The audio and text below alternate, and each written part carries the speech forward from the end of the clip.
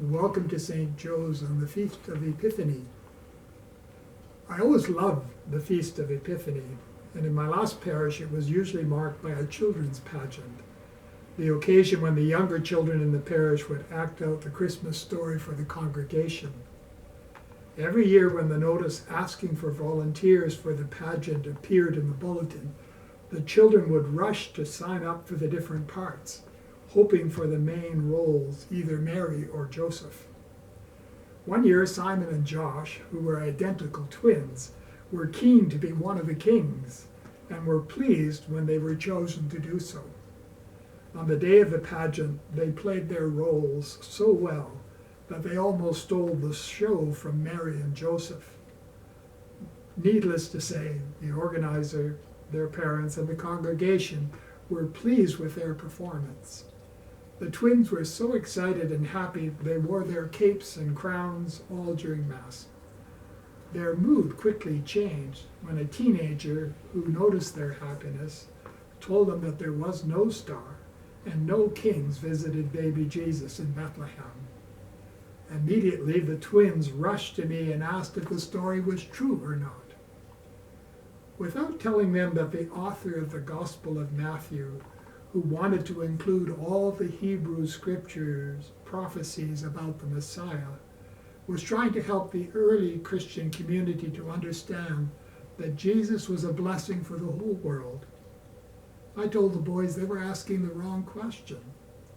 The significance of the story in today's Gospel is found when we ask ourselves, what does it mean? And what is it saying to us? I'm reminded of a line from the book The Little Prince, where the fox shares a simple secret with the prince, who is looking for truth and meaning in his life. It is only with the heart that one sees rightly. What is essential is invisible to the eye. Today, you and I are asked to look at the Epiphany of the Lord with the eyes of our hearts, to see how the glory of God, the light and truth of God, has found a place in our world and in our hearts. Arise, shine, for your light has come, and the glory of the Lord has risen upon you. God reveals the mystery of divine presence to us in ways that we can understand and appreciate. In the ordinary living out of our lives, we realize that God is with us and has blessed us. First, with the gift of creation. To know why there is being and not nothingness. To know that there is a God who delights in making being be is the first step in seeing all things sacramentally. Even our brokenness, we are able precisely through the prism of sacraments to see and thus to receive the world as the handiwork of a good and generous God. Second, with the gift of life and faith.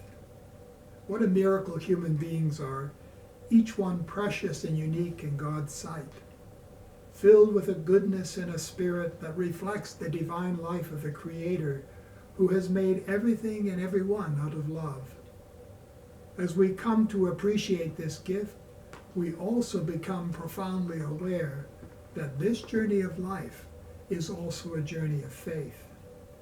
We understand that we come from God, and our whole life is a journey back to the one who has created us.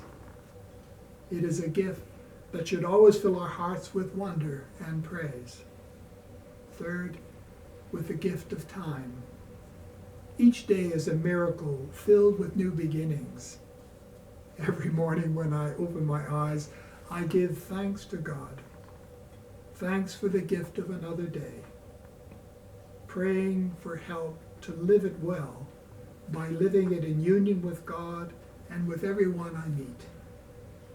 Sadly, so often we are busy living the future, we fail to appreciate the present moment in a way that allows our goodness and the divine Spirit to guide us on the journey of the day. Fourth, the gift of the other, our family, friends, and community. All those people who walk mysteriously into our lives and awaken good in us we never knew existed. We are not meant to be alone. Our relationships and connections with others is an important way we come to know and love God. As we respond to the Word and Spirit alive in our hearts, we come to live the mystery that all people are members of the same body and sharers in the promise in Christ Jesus through the gospel. Too often, we take these gifts for granted and resist the Word calling us to a new way of life. As God seekers, let us be attentive to all the ways that God reveals and blesses us on every step of our journey, especially in the dark moments of our lives.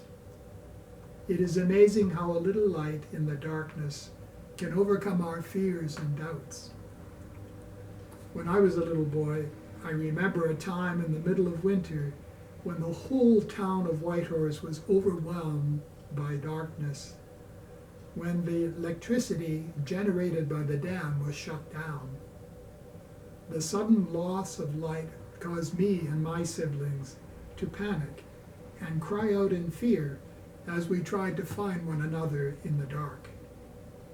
Our mother's response was to light a candle and place it on the coffee table in the living room. A simple act of motherly love and concern which drew us kids together around that tiny light, no longer afraid and delighting in our unusual situation. As we celebrate the Feast of Epiphany, may we recognize the revelation of Emmanuel. May God's light and truth lead us on our journey of life. May these gifts help us to live the unity and oneness that God has created in a way that overcomes the darkness of our world. Take care.